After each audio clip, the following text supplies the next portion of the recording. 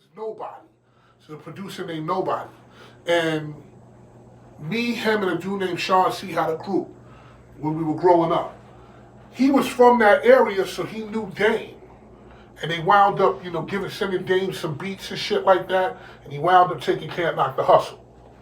So now, we bugging because Hov and them niggas brought like fucking 20 grand to the fucking, to the studio in a paper bags. In a fucking sneaker box. So niggas, we like, oh shit, this is some real 5s and 10s and 1s. Block money shit, right? So anyway, because my man made Can't Knock the Hustle, I was gonna always promote that record on Hot 97. So they said, now remember this is when Jay would do shit. It's not Jay-Z we know now. Right. They told Jay, they said, yo, Jay, do what's called a radio promo for Scoop. Because again, Dame Dash, all these people from Harlem, they know I'm gonna support them, fucking will do it. So Jay, they got Jay to do it, and that is the only radio promo that Jay-Z ever did. What up, Tri Bro? The whole world is mine. It's Jay-Z, baby, from In My Lifetime. You gotta hear it. I got it. I'll play it for you. Okay. No, he's never done a radio promo for anybody, like a custom jingle like that. Yeah. Hot 97, the Scoop, amazing. From midnight to the skies, turn Caucasian. Ha ha ha. Rockefeller, y'all, because I used to have a show called The Red Eye. You got one. What? A jingle from him. I'm the only one that got one. Damn, that's crazy. That's crazy. I'm the only one that has a jingle, what we used to call a radio promo, and that's how I started getting... So what, you just holding this shit, trying to turn this shit into an NFT? No, it's right here. I put it up on my Instagram. I didn't even give a fuck. Okay. Because I was getting them, that's how I was breaking people's records. And, for example, Capone Noriega, the first time Capone Noriega ever rapped on a mic, it was to do a radio promo for me. Again, we were getting all these radio promos because I wasn't like Flex. I didn't have radio programming power. So the way that I could kind of do my thing was to do these radio jingles and play them once an hour. Yeah. So anyway, they did Can't Knock the Hustle. And because Dane found out that I was from the same hood, Schaumburg, 1199, all that shit, my man, Nobody, told me to go down there and check him. So I went down there, they were like, I went to the office on John Street, and Dane was asking me, yo, man, how do you get the records played on Hot 97? I said, yo, go to Tracy Clooney, do this, bring up Bottle Cristal, boom, boom, boom, have a talk with her, boom, boom, boom. They took that information, and the next song that came out was Ain't No Nigga by Jay-Z. They followed what I told them to do, off they went. I didn't take them serious when that record came out. That was the first one that I heard. Because they had the video for it.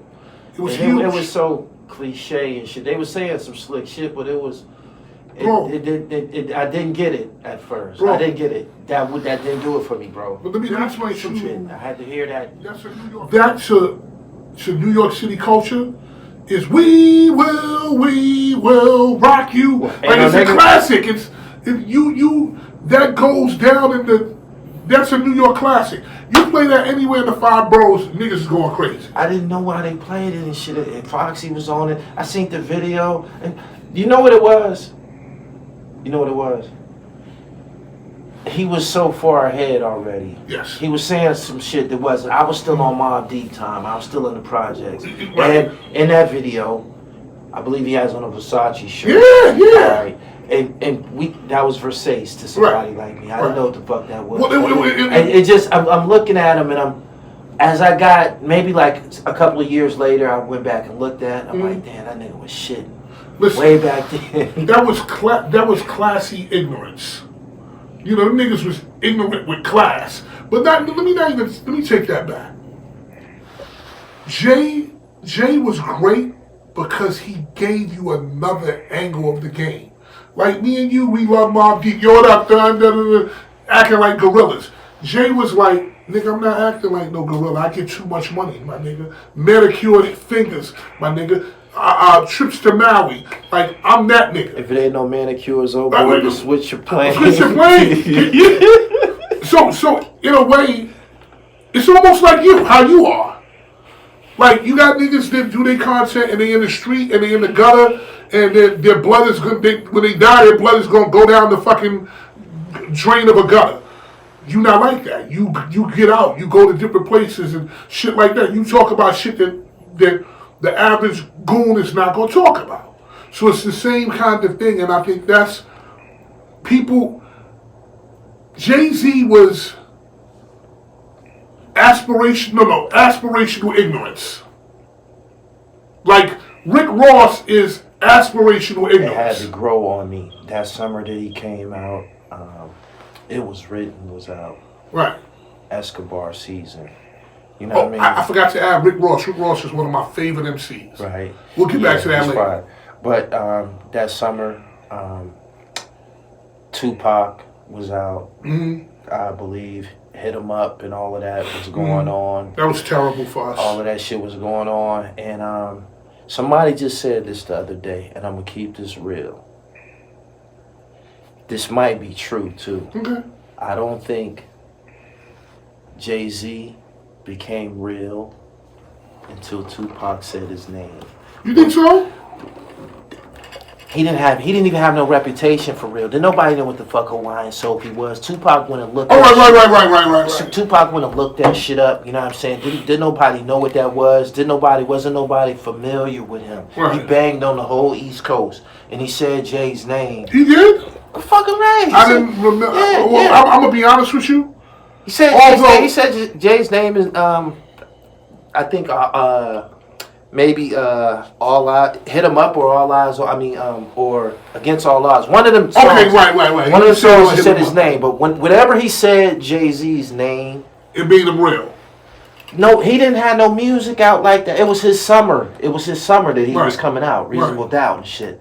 But Tupac was in tune with, for whatever reason, he was in tune with Jay-Z. Maybe he considered him a threat and just banged on him. But that summer, Jay-Z was a nobody.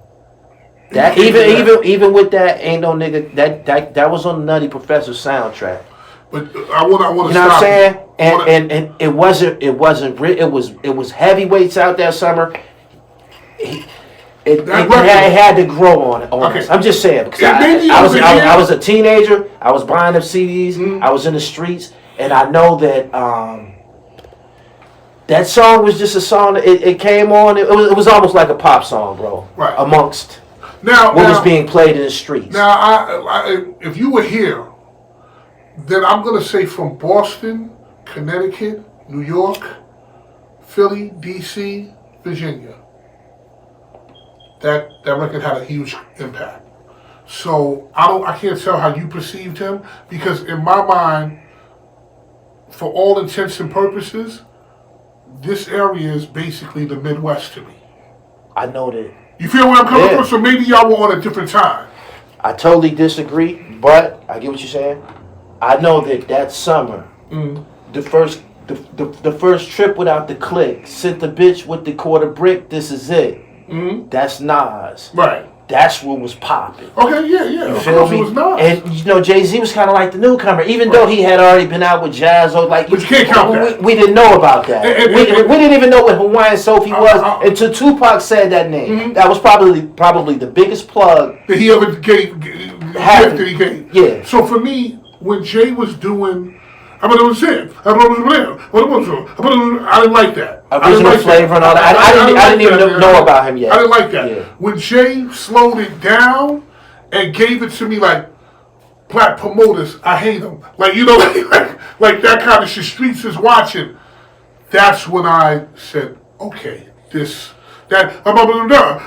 didn't like that, man. When I first heard Imaginary Player, I had never heard a person come on, rap man. like that. What's the difference it was between like a 4.0 and a 4.6? A conversation. It was like a conversation that did rhymes. Yeah. Now we got these young cats all up in they talking about how they fun. When I see you in the streets, I don't see none of that. Right. Damn, Playboy, where the fuck is the hummer? Right. Yep. It was just like a conversation. I'm like, damn. And you go and you play it back, and you're like, damn, he rhyming his ass off. Yes. He rhyming his ass off. But you know what it was too? And that's also why Jay won. It was the arrogance of it all. You know, what's the difference between a 4.0 and a 4.6? Beat it, cocksucker. 30 to Beat 40 it. grand. Yeah. 30, 40 grand. Beat it. He was the first, I believe, in my opinion, the first Willie in hip hop. Yeah, yeah. Other people came with that. Slick Rick was on his Willie. Yeah, but it was a Road to the Riches. Right.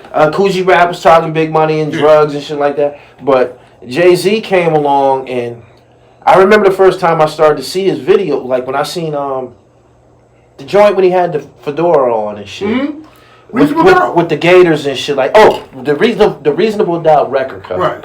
Yeah. When I seen that and shit, that was like different. Mm-hmm. That was different, very different. That a rapper who's talking, you know, that came out like that. It was like elegant. Like that's what I said. It was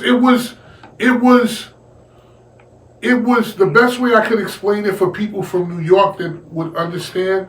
It would be what AZ was if he would have been slightly flashy. AZ had all the money, but he wasn't flashy.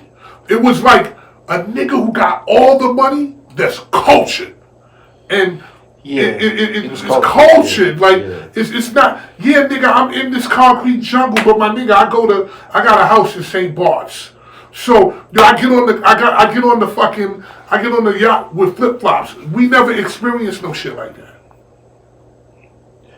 Yeah, big record. It was big record, but yeah, that summer, I remember I was on them corners. I was still hustling, and Mobb Deep and being in the projects and confrontational music. Confrontational music was more of the flavor at the time. It was a volatile summer. Big, there's a war going on outside. No man is safe from. Yeah, you can run, but you can't hide forever. For me, you sure ain't no such thing as halfway crooks. It's never around when the beef cook. My part of town, like that. You gotta understand the energy behind that. And the thing about it is that P, Noid, them niggas had that energy for real. Now I signed Big Noid. Okay. Big Noid was really P. Big Noid was really that nigga. Three different cases in three places. One in Queens, Manhattan, one in Brooklyn. The way she was looking on the C-Central bookings, I literally had to go to court with this dude like 3 or 4 times. Literally, because I went to court and I was like, yo, we're running this project on Tommy Boy. Like they wanted to know what he was doing. Noid was that nigga, but they like Noid was a nigga who was busting at people, but they had that energy, that aggressive energy. Mobb Deep had that all those summers that they came out with that first shit. I don't remember when they went to the Palladium, they was beating niggas up in the Palladium. Like they just brought that entire project energy. Shit, man. When you bring the project, that project mentality, that mob mentality, Mobb Deep. But Nas was from the same project. However, he had something that was in the middle. Nas was more like he was telling you. He was in the window. Right, he was describing to you what was going on. Mobb Deep was, we're the niggas who's actually doing this. Yeah. And then Capone and Noriega, they had their own separate energy. So there was 3 different styles of, one guy was looking at it, kind of. That body of music that you just described, that was 100% would maybe totally gravitate towards them.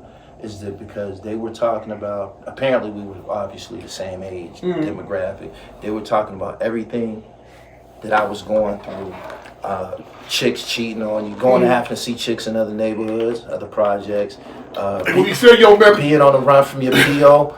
That they was rapping about being on the run. They used to rap about the POs all the time. Gotta go take a urine and shit. Like, everything that we was going through as a short, even the jail sentence that they was rapping about, you know what I mean? Serving 3 3-9s is mad time. I ended up getting a 3 to 9. That type of cases, a 3 to 9 sentence was the case that guys was getting who was on the block. That a 3 to 9 was cover you getting caught with a pistol and a drug case and shit. So it was just everything that we was going through at the time.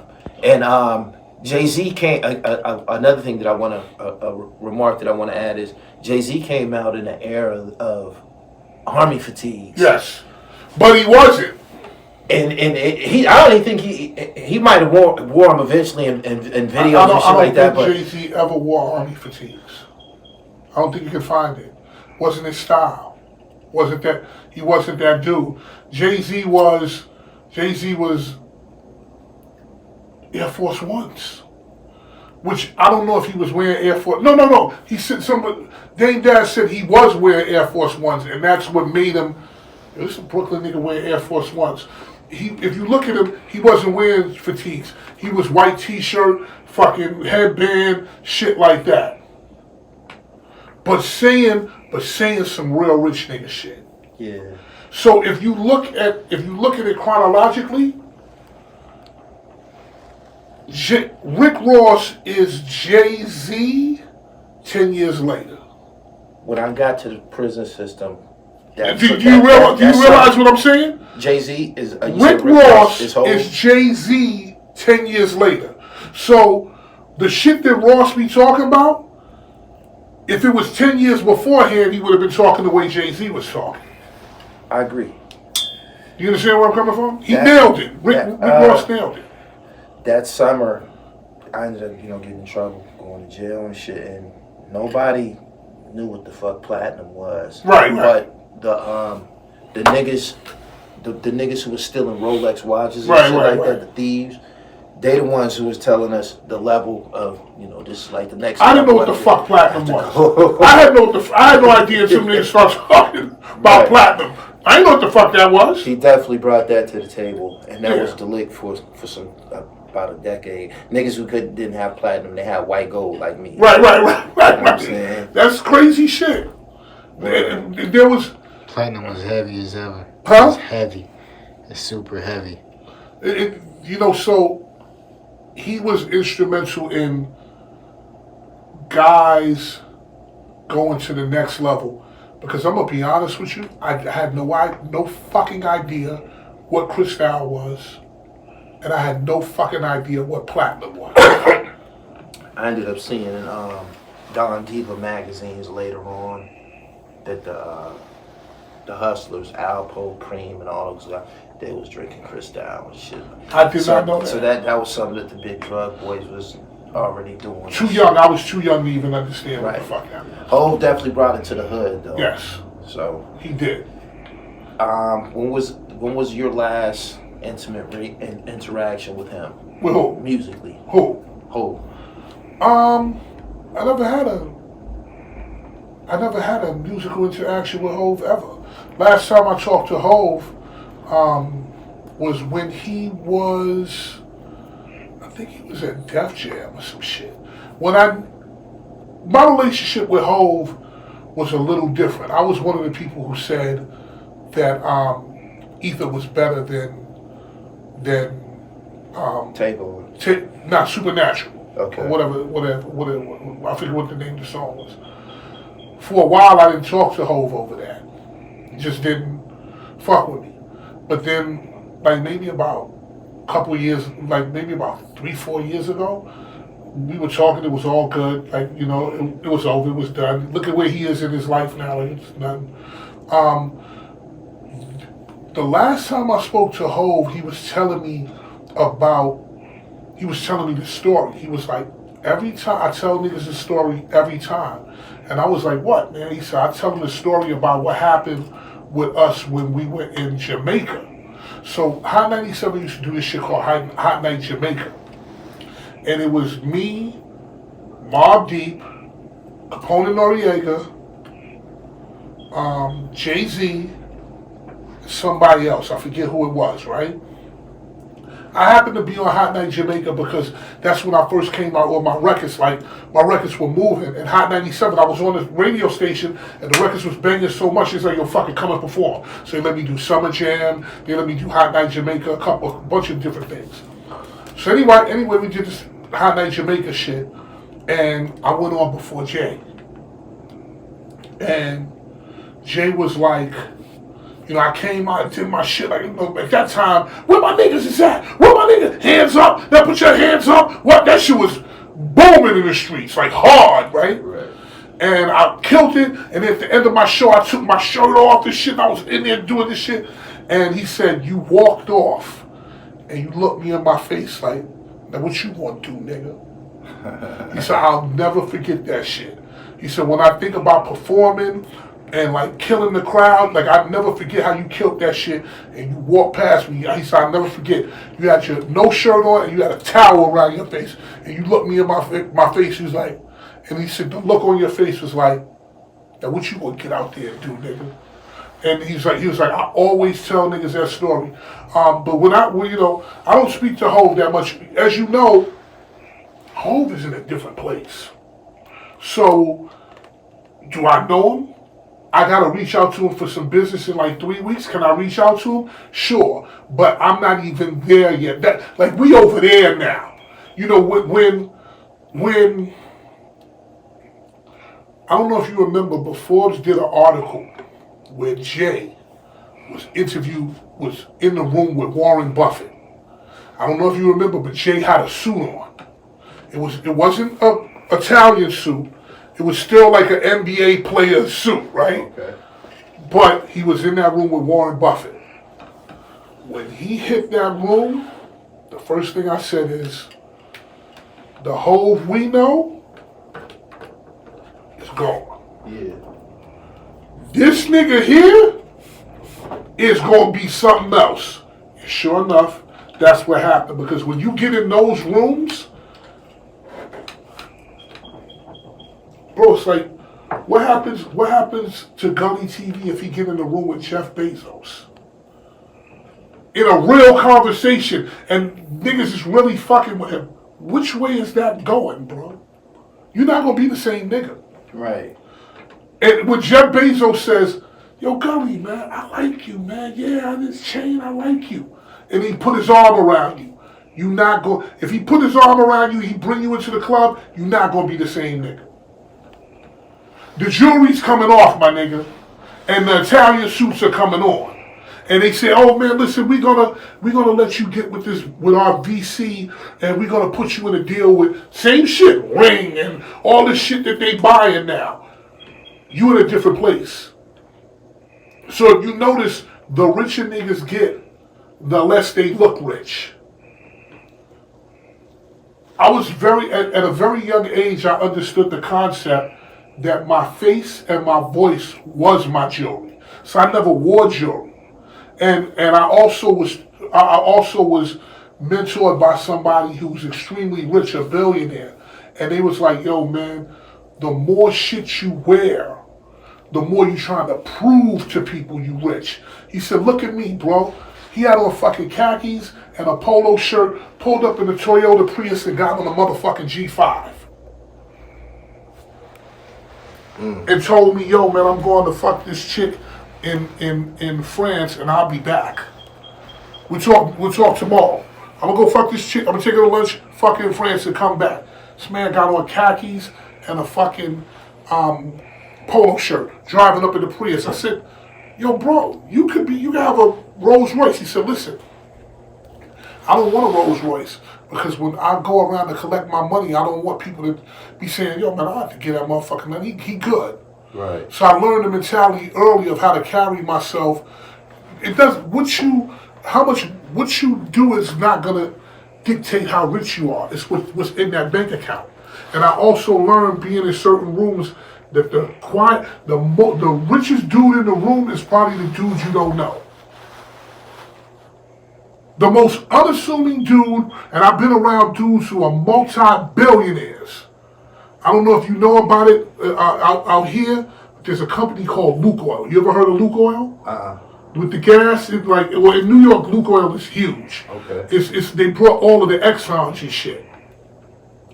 I went to Moscow, Russia to do a show, and I got paid I got paid a lot of fucking money for this show.